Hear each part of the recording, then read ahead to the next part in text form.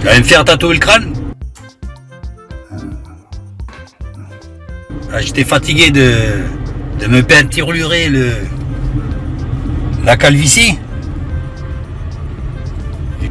Ou alors on fait des implants. Il y en a, ils auraient fait des implants. Moi, j'ai préféré tatouer. Le tatouage dans le milieu chrétien. Putain, qu'est-ce que c'est que ça? Et chaque jour, je crois, il y a des centaines, voire des milliers de tatouages qui se font partout dans le monde. Mais en milieu chrétien, c'est différent, c'est pas pareil.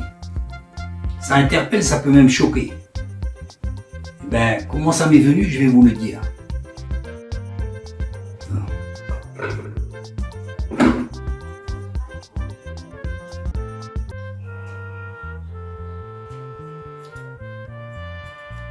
Pour la petite histoire, j'étais en train de regarder la télé. Et vous savez, mes cheveux d'origine, ils sont blancs. Enfin, d'origine, ils sont devenus blancs. Je regardais la télé et ma femme qui est venue, tiens, je te fais un peu de couleur sur le bouc. De fil en aiguille, je lui ai laissé faire le bouc. Par la suite, j'ai voulu attaquer là-haut, là, pour faire des petites mèches, des petits trucs comme ça. J'ai eu cette idée de faire des petites extravagances. C'est venu par la suite. Maintenant, chacun son opinion. Ça, c'est un point de vue de conscience. Je ne vais pas rentrer dedans. S'il y en a qui pensent qu'il ne faut pas le faire, alors franchement, ne le faites pas. Il n'y a pas de souci là-dessus. Et voilà. Mais le truc, c'est qu'à la langue, il fallait toujours le refaire. Parce que la peinture, elle part. D'où mon idée du tatouage. Ce que j'ai fait là sur le crâne, je vous salue. Ça peut être un palliatif à la calvitie. Il y en a qui se font des implants de cheveux. Ça peut être une autre solution.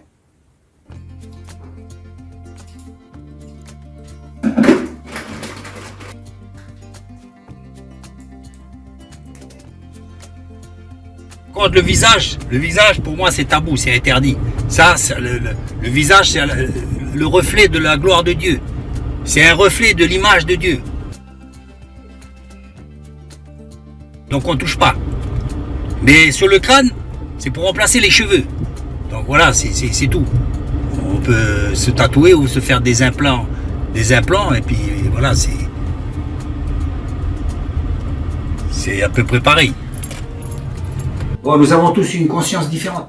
Nous sommes tous à des niveaux différents de compréhension des choses. Et même au niveau christianisme, nous n'avons pas tout compris et tout réalisé ce qu'est vraiment une relation que nous pourrions avoir avec le Seigneur. De même que notre conscience, qui je pense à des niveaux qui pourraient nettement évoluer.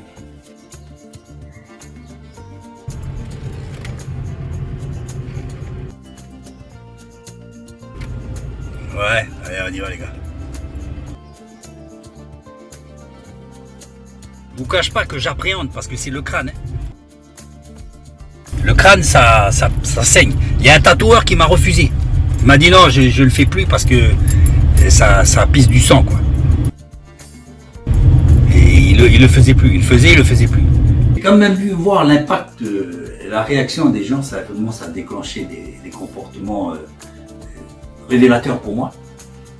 Même au niveau des gens de mon entourage, hein, pas forcément de l'église, où les gens ils ont été interpellés. Style, t'as voulu faire quoi là? Ou alors, tu te crois aux zoo ou quoi? Et comme ça, carrément. Donc voilà, il y en a même une qui m'avait dit, oh non, non, oh là là, oh là, une autre aussi, qui dirait un killer. Qui dirait un gothique aussi. Et là, je crois que je me suis trompé de route. Là.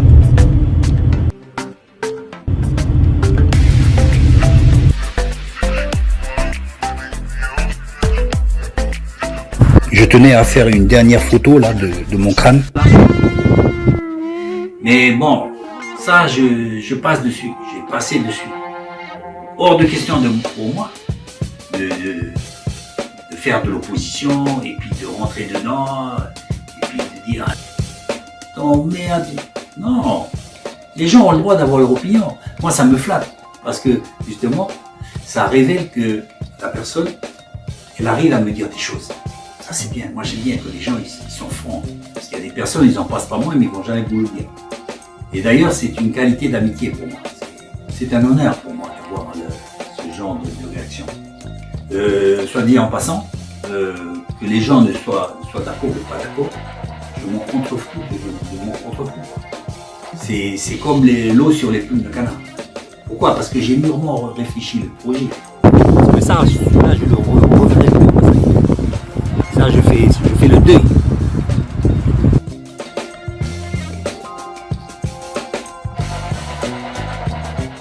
Donc le jour même, j'ai été au supermarché, le frigidaire, il faisait la gueule.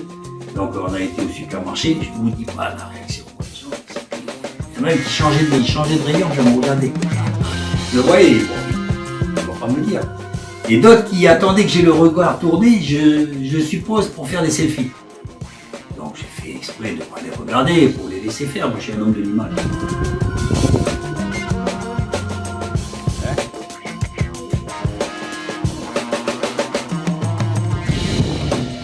Alors il va.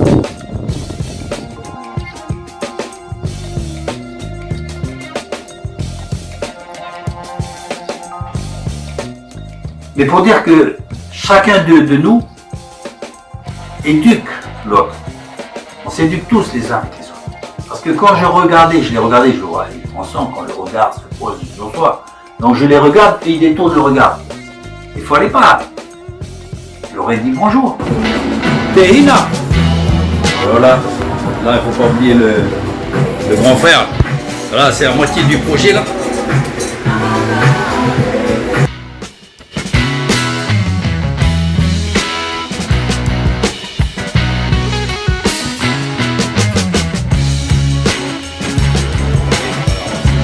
On se voit tout à l'heure. À la rigueur, j'ai failli leur dire, tiens, regardez, vous êtes content de ça? Vous voulez faire une photo? Pas été jusqu'à là, mais pour vous dire. Mais par contre, de mon côté, il est hors de question pour moi de me laisser enfermer par le regard des autres. Vous voyez ce que je veux dire? On fait bien des choses pour ne pas choquer l'autre. On ne fait pas ça parce que ça risque d'avoir des problèmes.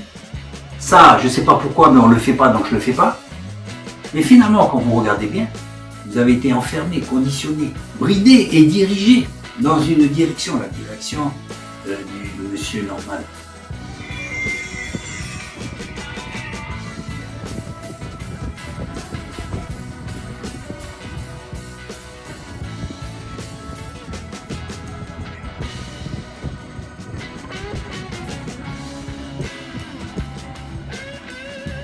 Ah, je viens de sortir du tattoo shop là.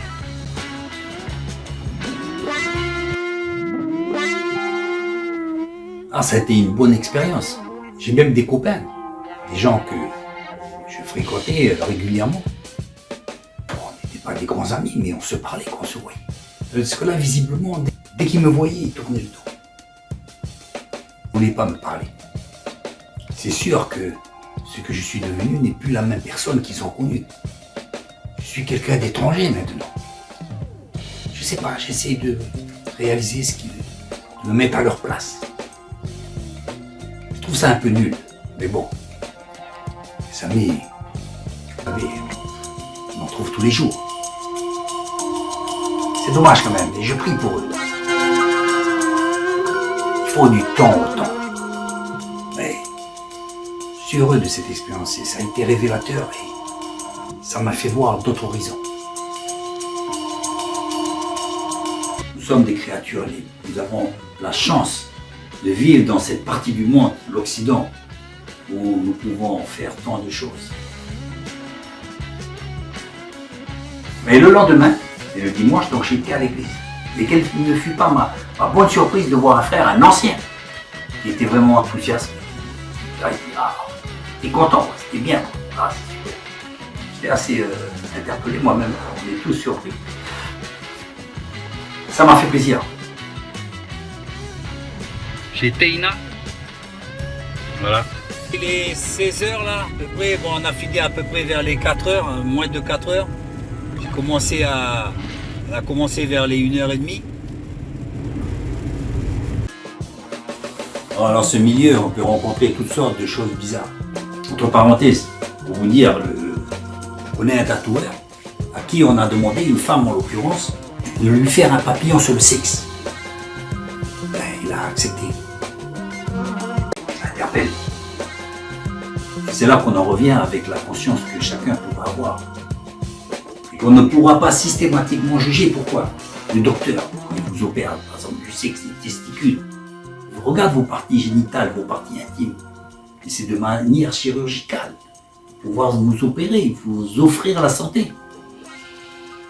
Alors je suis évidemment curieux comme je le suis et je me suis posé la question, et vous aussi, vous voudriez savoir qu'est-ce que cette dame s'est fait tatouer. Hein? Vous vous en doutez. Une autre fois, c'est une personne, je ne sais pas, un homme ou une femme qui lui a demandé de tatouer autour de la nuque.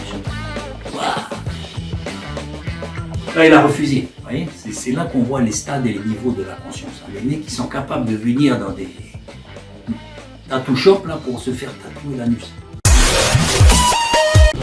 On va faire les ajustements, le dessin, ceci, cela. Il faut compter à peu près, pour ce motif, à peu près 2 heures. 2 heures, 2 heures et demie, 2 heures et quart. Vu les réactions que je pouvais voir, dites ou non dites, que je tiens à préciser quand même, je n'ai pas fait ça pour me la jouer, pour me la péter, pour faire un style ou quoi que ce soit. J'en ai rien à faire de ça. Je n'en ai vraiment, mais strictement rien à faire. Vous voyez, c'est comme l'eau sur les plumes d'un canard. Donc ça vaut le coup, ça vaut le coup, quoi. En tous les cas, moi, très content du travail, là. Très content. Vous voyez, j'ai fait aussi le petit... Je fais ces choses-là. Je les ai faites avant tout. Écoutez-moi bien, pour moi, pour mon bien-être personnel. Ça peut paraître bizarre pour certains, mais je suis content du résultat. C'est ce que je voulais faire. Et donc, ça a été ainsi. C'est vrai qu'au niveau douleur, c'est intense, hein. Ça arrache. Ça arrache. Voilà, mes amis, je ne tiens pas à faire une vidéo de 2 heures pour un petit tatouage sur le crâne. Je vous livre simplement mon expérience. Vous ferez évidemment la vôtre, parce que ce qui compte avant tout, ça sera de faire votre vie, de tracer votre route.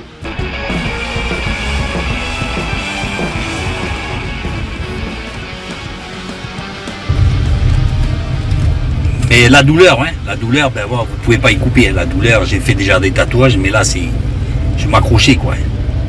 Il m'a dit, concentre-toi sur la respiration. Ça, c'est facile à dire, mais moi, je la bloquais plutôt. Mais après, voilà, c'est une petite douleur. Il faut souffrir, hein, pour avoir ce qu'on veut, hein, dans tous les domaines. Hein.